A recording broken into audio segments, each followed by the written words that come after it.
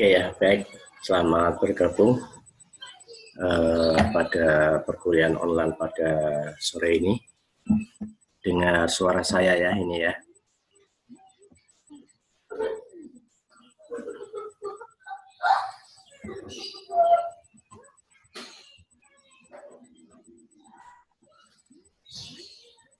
Oke, bisa dengar suara saya ya. Oke, terima kasih.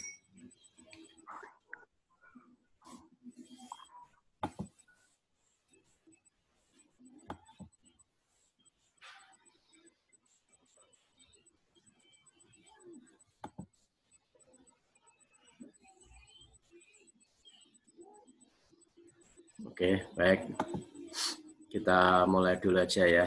Untuk yang lain nanti biar bisa nyusul karena memang keterbatasan waktu. Selamat sore. Assalamualaikum warahmatullahi wabarakatuh.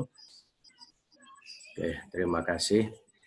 Pada kesempatan sore ini kita kembali melaksanakan perkuliahan secara online. Kali ini memang karena mengacu pada himbauan pemerintah dengan adanya wabah virus COVID-19. Maka untuk sore ini kita masih melaksanakan perkuliahan secara online. Semoga virus COVID-19 ini bisa segera bisa teratasi sehingga kita bisa melakukan aktivitas seperti sedia kala. Oke. Baik, nah untuk sore ini kita akan menjelaskan materi, melanjutkan materi yang sebelumnya telah kita sampaikan ya. Jadi untuk sore ini kita akan menyampaikan materi tentang analisis biaya, volume penjualan, dan laba. Oke. Atau biasa disebut dengan analisa CVP ini. Jadi analisa CVP ini merupakan salah satu analisa yang memang sangat populer, di mana di sini memang biasanya digunakan untuk melakukan analisa yang berkaitan dengan laba, ya profit ini. Jadi dengan analisa ini tentunya nanti perusahaan akan ya bisa mengestimasi, bisa memperkirakan terkait dengan laba yang diinginkan oleh perusahaan. Oke. Langsung saja di sini kita masuk ke pembahasan yang awal. Jadi seperti yang kita ketahui bersama bahwasanya memang tujuan daripada perusahaan di dalam melakukan kegiatan bisnis ini tidak lain adalah dalam rangka untuk menghasilkan laba. Jadi di sini bagaimana upaya-upaya yang dilakukan oleh perusahaan di dalam melakukan kegiatan-kegiatan bisnis sehingga di sini perolehan laba yang dihasilkan ini bisa lebih optimal. Nah, manajer di sini dalam sebagai agen daripada pemilik ini memiliki tanggung jawab ya dalam pencapaian tujuan tersebut. Jadi bagaimana seorang manajer ini bertanggung jawab atas perolehan laba yang dilakukan atau perolehan laba yang diperoleh oleh perusahaan itu sendiri. Nah, dalam pencapaian tujuan-tujuan tersebut, maka di sini ya manajer ya dalam hal ini salah satu fungsi yang ada di dalamnya adalah melakukan perencanaan atau membuat perencanaan atau planning. Jadi ini merupakan salah satu dari 4 fungsi pokok yang ada di dalam manajemen, yang mana di sini 4 fungsi pokok tersebut antara yang pertama adalah planning atau perencanaan, kemudian organizing, ini pengorganisasian, kemudian actuating atau action, dan yang terakhir adalah controlling. Nah, dari 4 fungsi di sini memang untuk fungsi planning atau perencanaan ini menjadi fungsi yang sangat vital, di mana seorang manajer ini harus mampu membuat berbagai macam keputusan-keputusan yang berkaitan dengan perencanaan yang dilakukan. Nah, perencanaan sendiri di sini merupakan sebuah aktivitas, yaitu memperkirakan kegiatan-kegiatan, aktivitas-aktivitas di masa yang akan datang. Nah, kita tahu bahwasannya untuk segala sesuatu di masa yang akan datang memang penuh dengan ketidakpastian, maka untuk meminimalisir daripada ketidakpastian tersebut, maka di sini diperlukan yang namanya perencanaan.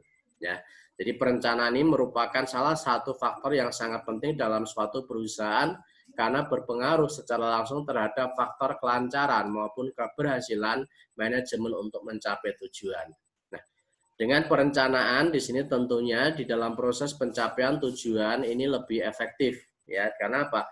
Karena penetapan tujuan sudah dilakukan, kemudian bagaimana upaya untuk mencapai tujuan tersebut, ini tentunya nanti bisa diperkirakan. Nah, selanjutnya di sini, ya, sebagaimana tadi yang sudah saya sampaikan di depan, bahwasanya memang tujuan daripada perusahaan dalam melakukan kegiatan operasional atau bisnis, ya, di sini tidak lain adalah untuk menghasilkan atau memperoleh laba yang optimal. Nah, jadi memang ini menjadi satu, ya, banyak ya, bukan cuma satu ya, kelebihan yang tentunya nanti manfaat yang nanti bisa diperoleh bagi perusahaan ketika perusahaan itu mampu menghasilkan laba yang optimal. Nah, di sini tentunya perusahaan nanti akan lebih going concern, dalam artian di sini dalam melakukan kegiatan bisnis ini bisa terus-menerus sampai pada batas waktu yang tidak bisa ditentukan. Di samping itu juga perusahaan bisa melakukan berbagai macam kebijakan ekspansi, sehingga di sini nanti skala bisnis akan lebih besar. Nah, secara umum dari laba yang dihasilkan oleh perusahaan ini nanti menjadi instrumen atau ukuran daripada keberhasilan daripada perusahaan, ya, yang mana di sini indikator berkaitan dengan kinerja keuangan. Jadi kinerja keuangan di sini bisa dilihat bagaimana dengan kemampuan perusahaan di dalam menghasilkan laba. Jadi ketika perusahaan mampu menghasilkan laba yang optimal, maka tentunya di sini perusahaan bisa dikatakan memiliki kinerja keuangan yang baik. Nah, ketika kinerja keuangan ini yang baik, maka di situ juga bisa dijadikan sebagai ukuran kesuksesan daripada seorang manajer di dalam pengelolaan perusahaan. Jadi ini adalah yang sering dilakukan. Jadi manajer harus ini ya mencapai laba yang besar agar dapat dinilai sebagai manajemen yang sukses. Jadi makanya kalau dalam akhir periode di sini sebagai bentuk pertanggungjawaban yang dilakukan oleh manajer di dalam pengelolaan keuangan, ini di manajer menyajikan laporan keuangan kepada pihak-pihak atau kepada pemilik perusahaan secara khusus, yang mana di situ memang nantinya bisa dilihat bagaimana kinerja manajer di dalam kemampuannya untuk menghasilkan laba. Dan itu tertuang di dalam laporan laba rugi. Nah, di sini untuk mencapai ya tujuan yang tadi saya sampaikan di depan dalam artian untuk mencapai laba yang optimal, tentunya di sini baik di dalam perencanaan maupun di dalam realisasi yang nanti dilakukan, ini memang ada beberapa pendekatan yang tentunya nanti bisa dilakukan. Nah, pendekatan yang pertama di sini dalam rangka untuk mencapai laba yang optimal yaitu dengan melakukan efisiensi biaya. Ini yang pertama. Jadi efisiensi biaya di sini memiliki dampak yang luar biasa di dalam kegiatan operasional ya perusahaan. Di sini dengan melakukan efisiensi biaya baik biaya produksi maupun biaya operasional, maka di sini nanti perusahaan akan mendapatkan kesempatan untuk mendapatkan laba yang lebih besar. Ini. Jadi kalau misalkan contoh selama ini proses produksi di situ untuk biaya produksi 1 juta misalkan saja. Kemudian untuk biaya administrasi dan umum atau biaya operasional 1 juta. Jadi itu total biaya misalkan 2 juta. Tetapi ternyata di sini perusahaan mampu melakukan efisiensi biaya sehingga biaya produksi yang tadinya 1 juta hanya dikeluarkan 750. Berarti di sini ada selisih 250. Dan untuk biaya operasional yang tadinya 1 juta hanya dikeluarkan 500, berarti di sini ada selisih 500.000. Nah, maka selisih 250 dan selisih 500.000 ini nanti akan menambahkan daripada laba yang diperoleh oleh perusahaan. Karena seperti yang kita ketahui bersama bahwasannya ada hubungan langsung antara biaya dengan laba, di mana laba itu kita peroleh dari total pendapatan dikurangi dengan total biaya. Nah, semakin kecil biaya yang dikeluarkan oleh perusahaan sebagai bentuk pengorbanan, maka di sini semakin besar pula potensi untuk memperoleh laba yang optimal. Nah, di samping itu juga dengan efisiensi biaya, tentunya di sini perusahaan, kalau dari sisi lain ya, ini tentunya akan lebih mendapatkan kesempatan atau di dalam hal ini adalah memiliki keunggulan ya dalam bersaing atau competitive advantage, yaitu dari sisi harga. Karena dengan melakukan efisiensi, maka di sini tentunya perusahaan akan mampu menawarkan produk yang dihasilkan dengan harga yang kompetitif. Ya, bahkan mungkin bisa jadi harga yang ditawarkan itu lebih rendah dari harga yang ditawarkan oleh kompetitor yang lain. Nah, sehingga di sini tentunya terkait dengan laba harga di sini itu nanti akan menjadi keunggulan kompetitif sehingga di sini harapannya adalah volume penjualan akan lebih besar. Nah, ini yang pertama. Kemudian untuk yang kedua di sini yang berkaitan dengan pendekatan yang mungkin bisa dilakukan adalah berkaitan dengan penentuan harga jual. Jadi menentukan harga jual sesuai dengan laba yang dikehendaki. Ini merupakan kebijakan yang berkaitan dengan harga jual. Nah ini. Saya kira ini secara matematik sangat mudah ya. Jadi misalkan saja perusahaan menghendaki laba sebesar 500.000 misalkan 5.000 per unit. Sedangkan kalau di sini untuk harga pokok produksinya adalah 3.000, maka di situ harga jualnya menjadi 8.000. 3.000 ini adalah untuk harga pokok ya, sedangkan 5.000 ini sebagai keuntungan yang dikehendaki. Atau kalau misalkan perusahaan menghendaki keuntungan 10.000, maka di situ tentunya bisa menjual dengan harga 13.000. Namun demikian tentunya di sini terkait dengan penetapan harga jual, ini tentunya tidak semudah yang kita bayangkan seperti tadi ya. Karena apa? Karena memang di sini ada banyak faktor yang mempengaruhi bagaimana harga jual ini bisa terbentuk. Nah ini, di mana di sini kita tahu di dalam melakukan kegiatan bisnis, perusahaan memiliki banyak sekali kompetitor, pesaing. Jadi kalau misalkan kita menjual dengan harga yang lebih mahal, harga yang lebih tinggi dari kompetitor kita, maka tentunya ya itu produk yang kita tawarkan itu tidak dipilih oleh konsumen karena konsumen sekarang lebih selektif. Mereka membandingkan produk kemudian menentukan bagaimana produk yang paling murah yang mereka dapatkan. Nah, ini sehingga tentunya di sini ketika kita menentukan harga jual yang lebih tinggi, harga jual yang lebih mahal dari kompetitor yang lain, maka di sini tentunya bukan keuntungan yang kita dapat, malah bisa jadi di sini justru perusahaan mengalami kerugian karena volume penjualan yang menurun. Oke, namun ini menjadi kebijakan yang tentunya juga bisa dipertimbangkan. Kemudian untuk kebijakan yang lain yang berkaitan dengan ini ya, pencapaian laba yang optimal di sini yaitu yang berkaitan dengan peningkatan volume penjualan. Jadi kalau kita bicara tentang volume penjualan, ini memang semakin banyak produk yang dijual oleh perusahaan, maka di sini juga kemungkinan ya peluang untuk mendapatkan keuntungan juga semakin terbuka. Nah ini. Karena apa? Karena kalau perusahaan mampu menjual dalam jumlah yang banyak, maka di sini kita tahu bahwasannya di dalam biaya ada biaya variabel dan ada biaya tetap. Nah, biaya tetap inilah yang nanti berdampak pada peningkatan laba yang diperoleh. Nah, ini. Oke, nanti di sini kita akan melihat bagaimana hubungan daripada ketiga komponen tersebut.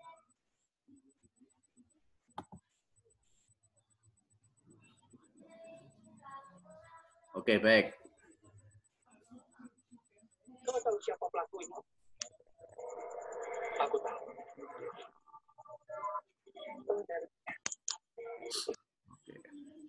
Mbak Nani Haryati masih kesulitan ya untuk mendengarkan suaranya ya.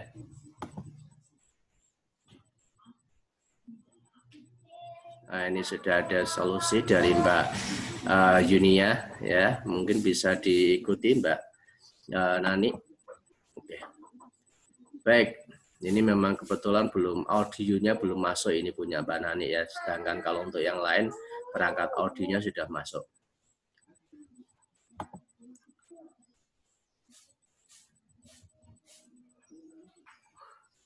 Oke, baik.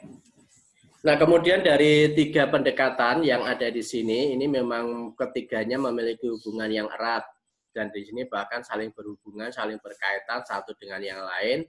Sehingga kalau kita ya melakukan atau membuat kebijakan-kebijakan, tentunya kita harus bisa mempertimbangkan 3 unsur tersebut.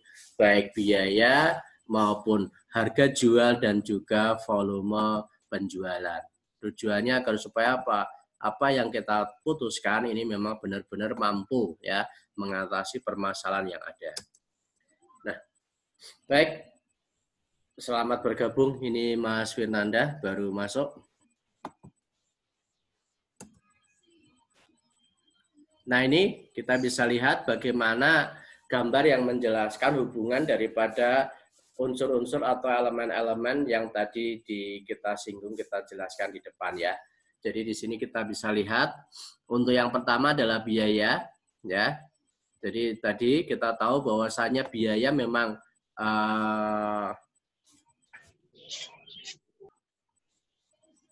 jadi biaya di sini memang berhubungan langsung ya.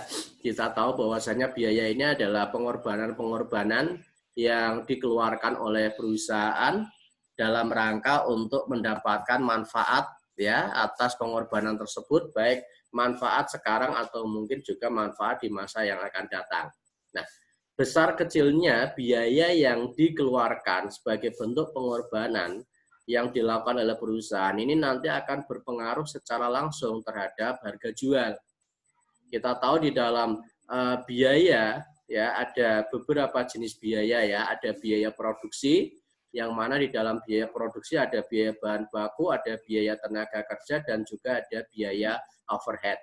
Kemudian di samping biaya produksi ada juga biaya administrasi dan umum, ya. Dan yang ketiga adalah ada biaya pemasaran. Nah, ketiga biaya ini itu secara langsung berpengaruh terhadap harga jual. Semakin besar biaya yang dikeluarkan oleh perusahaan, maka semakin mahal juga pula harga jual dari suatu produk. Nah, maka sebaliknya di sini ketika perusahaan mampu melakukan efisiensi atas biaya, maka tentunya di sini harga jual itu akan lebih rendah. Nah, di sini selanjutnya untuk harga jual sendiri ini akan mempengaruhi daripada volume penjualan ya. Bahwasanya di sini memang ya ketika harga jual sebuah komoditas atau suatu produk ini cenderung lebih murah, maka di sini kecenderungan untuk permintaan akan barang tersebut itu lebih banyak. Sehingga di situ tentunya akan mampu meningkatkan volume penjualan. Dan sebaliknya, ini apabila harga jual yang ditawarkan itu mahal, tentunya kecenderungan di sini volume atau permintaan daripada komoditas tersebut atau barang tersebut itu menjadi sedikit.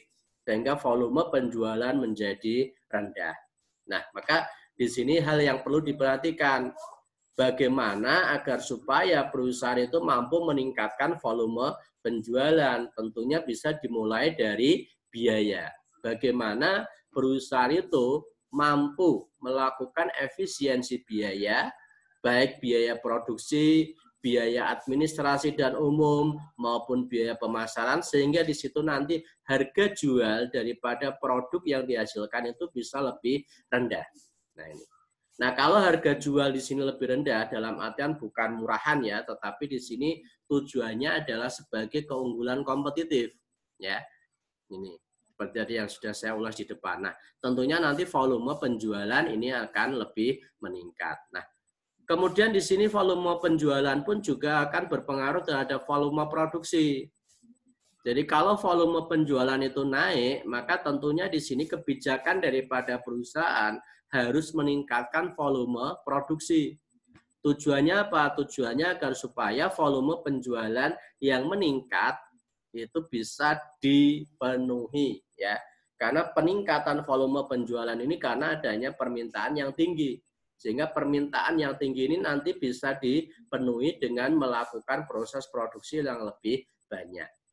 Jadi sebagai contoh misalkan volume penjualan yang tadinya 100 unit per bulan, ternyata di situ naik menjadi 200 unit per bulan. Maka tentunya volume produksi harus menyesuaikan, di mana di situ kapasitas produksi harus mampu menghasilkan sebanyak 200 unit per bulan untuk memenuhi daripada permintaan pasar. Nah, ini. Kemudian ini, jadi volume produksi ini berhubungan langsung dipengaruhi oleh volume penjualan. Nah, demikian juga dengan volume penjualan ini tentunya nanti juga akan berdampak, akan berpengaruh terhadap biaya per unit. Jadi kita tahu bahwasanya di dalam proses produksi ya ada biaya bahan baku, ada biaya tenaga kerja, ada biaya overhead pabrik, kemudian ada biaya administrasi dan umum, dan ada juga biaya pemasaran. Nah, dari biaya-biaya tersebut, di sini ada biaya variabel dan ada biaya tetap. Masing-masing memiliki karakteristik yang berbeda. Kalau kita bicara tentang biaya variabel, memang secara total berubah-ubah sesuai dengan output yang dihasilkan. Dalam artian kalau misalkan volume produksi itu besar, maka tentunya biaya variabel juga akan semakin besar. Ini. Kalau volume produksi rendah, maka di sini biaya variabel juga rendah. Karena memang besar kecilnya, total biaya variabel itu dipengaruhi oleh output yang dihasilkan. Tetapi berbeda dengan biaya tetap. Biaya tetap ini memiliki perilaku yang berbeda dengan biaya variabel. Biaya tetap di sini untuk pembebanan setiap unit, ya, pembebanan biaya tetap terhadap unit produk yang dihasilkan ini perilakunya semakin besar, ya. Volume produksi, maka pembebanan biaya tetap per unitnya itu semakin murah atau semakin rendah. Dan sebaliknya, apabila volume produksi itu rendah, kecil, maka pembebanan untuk biaya tetap per unit ya ini malah semakin besar. Nah, maka ini tentunya perlu kita garis bawahi bagaimana agar supaya nantinya biaya per unitnya itu menjadi lebih rendah. Ini tentunya apabila perusahaan mampu melakukan proses produksi dalam jumlah yang banyak. Makanya kita sering melihat fenomena yang terjadi itu ya. Mungkin ketika kita belanja ke pasar, ya, kalian bukan kita ya. Ini, kalian misalkan belanja ke pasar, di situ sering ya. Kita sering ya melihat bagaimana ketika kita menawar sebuah barang itu kadang ditanya mau beli berapa kilo gitu ya.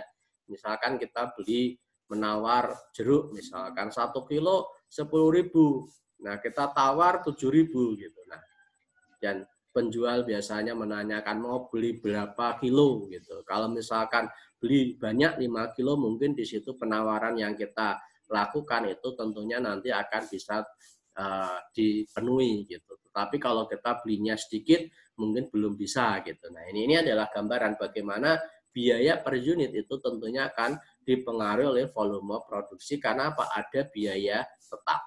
Ini. Nah, kemudian biaya per unit ini tentunya nanti akan berpengaruh terhadap biaya yang ada. Oke.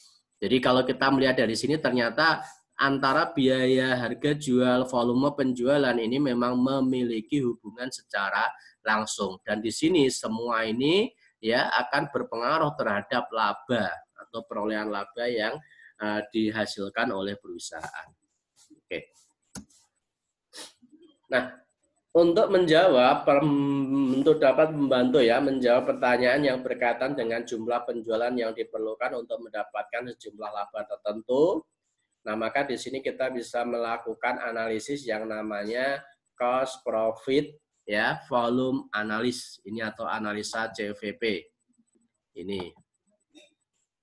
Jadi ini merupakan analisa yang memang di situ bisa membantu manajer dalam rangka untuk menentukan jumlah penjualan yang bisa ditetapkan untuk menghasilkan laba yang optimal. Makanya kita sering kalau di dalam perusahaan, terutama untuk bagian penjualan atau bagian pemasaran, ini ditetapkan target-target penjualan. Dengan tujuan apa? Dengan tujuan agar supaya nanti bisa menghasilkan laba yang optimal. Oke. Nah, untuk mengetahui besarnya laba tertentu perlu dilakukan analisa yang terhadap analisis ya terhadap keterhubungan antara laba tersebut dengan biaya, volume jual dan harga jual. Nah, analisa ini disebut dengan analisa break even. Nah, jadi ini merupakan salah satu bentuk analisa yang menghubungkan antara biaya, volume, dan laba yang mempunyai hubungan erat dengan anggaran. Dan walaupun di sini analisa break even dapat diterapkan dengan menggunakan data histori, ya, tapi sangat berguna bagi manajemen kalau dapat diterapkan pada data anggaran. Nah, ini. Maka dari itu nanti kita bisa menggunakan analisa break even ini pada data anggaran, ya, data perencanaan, dan juga bisa diterapkan pada data histori. Ya. Mungkin di sini suatu ketika Anda ingin memulai suatu usaha, nah tentunya di situ Anda bisa ya menilai kelayakan usaha Anda, berapa nanti keuntungan yang nanti bisa Anda peroleh kalau Anda melakukan penjualan sebanyak berapa unit. Nah ini nanti bisa Anda analisa dengan menggunakan analisa break even. Nah, analisa break even di sini ini merupakan sebuah analisa ya, yang mana di sini adalah untuk mengetahui bahwasannya perusahaan ini tidak untung dan tidak rugi ya. Jadi di sini ada istilah yang namanya titik break even atau break even point atau disilahkan dengan titik pulang pokok. Ini merupakan analisa untuk mengetahui perusahaan kapan perusahaan mengalami tidak memperoleh laba dan tidak mengalami kerugian. Jadi pada titik berapa. Nah ini biasanya persamaannya adalah kalau perusahaan tidak untung dan tidak rugi itu adalah total penghasilan sama dengan total biaya. Jadi kalau misalkan contoh pada periode bulan April perusahaan memperoleh penghasilan sebanyak 10 juta. Tetapi pada periode yang bersangkutan ternyata juga perusahaan mengeluarkan biaya sebesar 10 juta. Nah, maka di sini itu sama artinya total penghasilan itu sama dengan total biaya. Sehingga pada saat periode tersebut, periode perusahaan tidak mengalami keuntungan dan juga mengalami kerugian. Oke. Nah, ini adalah untuk persamaan daripada titik break even atau break even point. Jadi tadi di depan sudah sempat kita sampaikan ya, bahwasanya BEP atau break even point itu adalah persamaannya total pendapatan sama dengan total biaya. Nah ini, total pendapatan itu kita peroleh dari harga per unit dikalikan dengan unit volume penjualan. Sedangkan untuk total biaya ini adalah biaya tetap ditambah dengan biaya variabel per unit dikalikan dengan unitnya. Ini. Nah, ini sehingga di sini adalah PX sama dengan F plus VX. Ini adalah untuk titik impasnya, ya, persamaan daripada titik impas. Nah, kemudian jika ada target laba, nah ini. Jadi kan tentunya kalau ini kan berarti dalam posisi titik impas, ya. PX sama dengan F plus VX ini adalah dalam posisi titik impas. Perusahaan tidak untung dan tidak rugi. Nah, sehingga kalau misalkan perusahaan menghendaki laba tertentu, maka di sini kita bisa menambahkan unsur L di sini. Unsur L ini sebagai laba.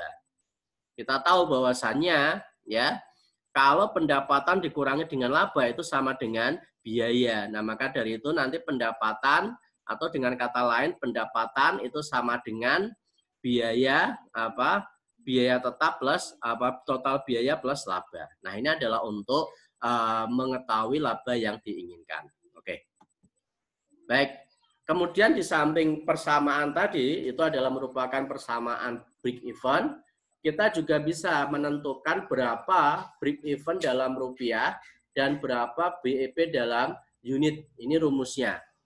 Jadi BEP dalam rupiah itu rumusnya adalah F per 1 min V per P. Sedangkan kalau BEP dalam unit ini adalah F per P min V. Nah ini untuk keterangannya. Jadi F ini adalah total biaya tetap, V ini adalah biaya variabel per unit, sedangkan P atau price itu adalah harga jual per unit. Nah ini. Nah sedangkan ini juga sama. Nah oke, baik. Ini untuk selanjutnya biar lebih jelas ya. Ini kita bisa melihat ilustrasi contoh bagaimana penggunaan atau perhitungan tentang BEP. Jadi PT Prima mempunyai data tentang harga jual dan biaya selama tahun 2006 sebagai berikut.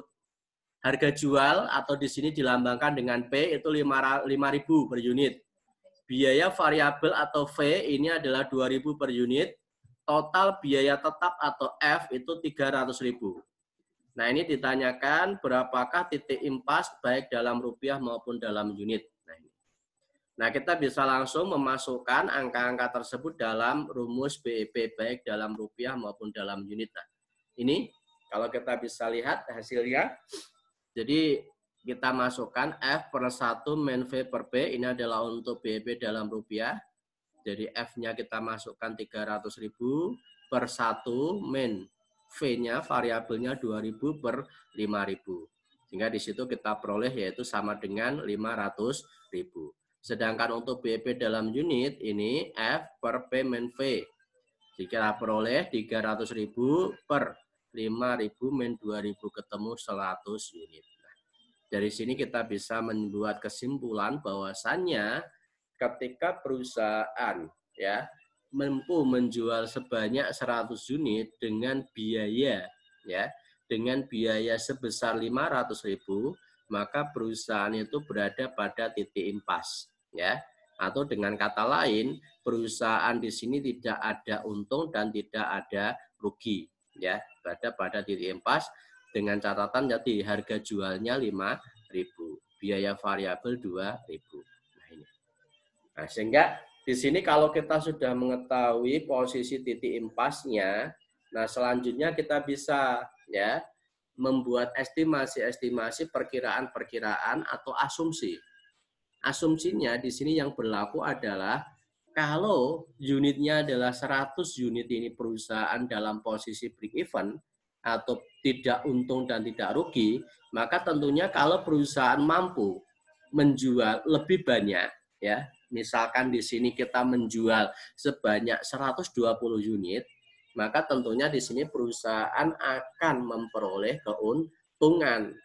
Nah, jadi intinya asumsinya di sini adalah kalau perusahaan mampu menjual di atas 100 unit itu adalah untung, sedangkan kalau perusahaan tidak mampu menjual atau menjual di bawah 100 unit, maka perusahaan itu akan rugi. Nah, itu. Nah, selanjutnya di sini bagaimana kalau misalkan saja ini pada kasus yang sama ini ya. Ini kelanjutannya, ini misalkan saja ini jika perusahaan memproduksi 100 unit, harganya 5.000, biaya 500, perusahaan titik impas ya, tidak laba, tidak rugi. Nah, sedangkan perusahaan menginginkan ada laba sebesar 750. Nah, kira-kira perusahaan itu harus menjual berapa unit kalau agar supaya bisa mendapatkan keuntungan 750.000. Nah, maka di sini kita bisa memasukkan dalam persamaan ya, break even yaitu pendapatan, total pendapatan sama dengan total biaya plus laba. Nah, ini. Pendapatan ini P kali X, jadi 5.000 kali X sama dengan 300 plus 2.000X plus 750. Ini. Nah, ini untuk yang 2000X kita pindah ke kiri agar supaya sama untuk bisa dikurangi. Hasilnya adalah 3000X sama dengan 1.050. X itu sama dengan 1.050 per 3.000. Sehingga X-nya di sini adalah 350.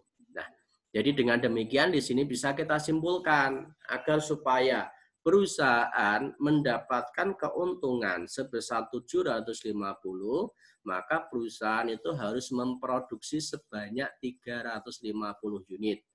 Di mana kalau perusahaan ini memproduksi sebanyak 350 unit, maka di sini untuk hasil penjualannya adalah 350 unit dikalikan dengan 5.000. Penghasilannya adalah 1.750.000. Nah, jadi ini sebagai gambaran bagaimana ketika kita melakukan analisa BEP, kita bisa memperkirakan berapa keuntungan yang akan kita peroleh, yang kita inginkan, berapa volume penjualan yang nanti harus kita jual. Nah ini, sehingga di sini nanti kita bisa ya menetapkan keuntungan yang nanti kita harapkan berapa. Nah ini, sehingga ini tentunya sangat-sangat membantu sekali bagi manajemen dalam kaitannya dengan pengambilan keputusan yang berkaitan dengan mengoptimalkan daripada laba yang diperoleh perusahaan. Oke, baik. Waktu yang tersisa ternyata masih 3 menit ini. Oke, baik. Nah, ini contoh yang lain ya, sama sebetulnya, cuman ini menggunakan data budget. Di mana di situ kalau kita lihat budget itu data anggaran. Jadi ini data yang dianggarkan. Budget penjualan ini volume penjualannya 100.000 unit. Harga jualnya ini 100 rupiah. Sehingga di situ total pendapatan yang dianggarkan 10 juta. Ini untuk biaya tetap totalnya ada 1.900.000, sedangkan variabel 5 juta. Di sini tampak laba yang dianggarkan adalah 3.100.000. Ini juga kita bisa menghitung berapa BEP baik dalam unit maupun dalam rupiah. Ini hasilnya ya. Jadi BEP dalam rupiah adalah 3.800.000. Saya kira di situ tadi rumusnya sama seperti yang tadi kita ulas di depan. Termasuk untuk BEP dalam unit juga sama, ini bisa kita lihat ada 38. Nah, ini titik impasnya. Kemudian kalau kita ingin mencari labanya juga sama ya. Kalau kita melihat ini X-nya adalah 63.000. Oke.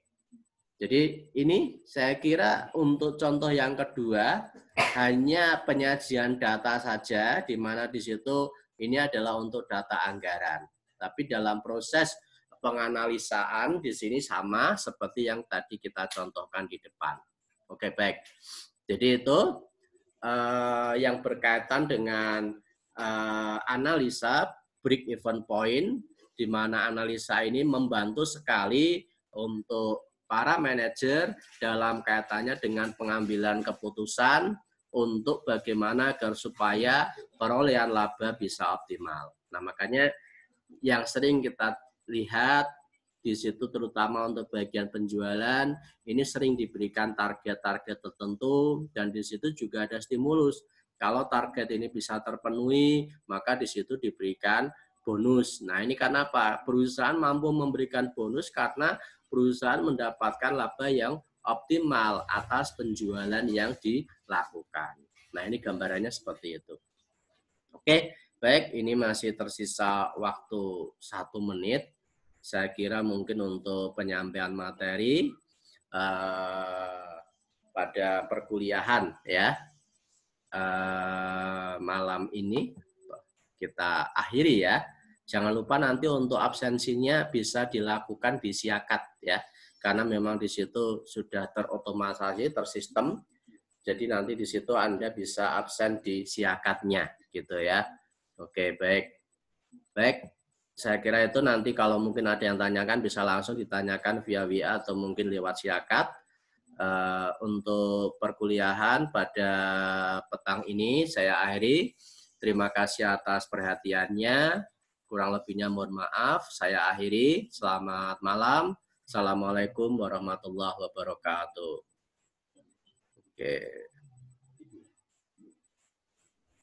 Selamat bergabung Mas Satria ya. Tidak apa-apa telat ya. Lebih baik telat daripada tidak telat. Maaf, Pak. Tidak apa-apa ya. Oke.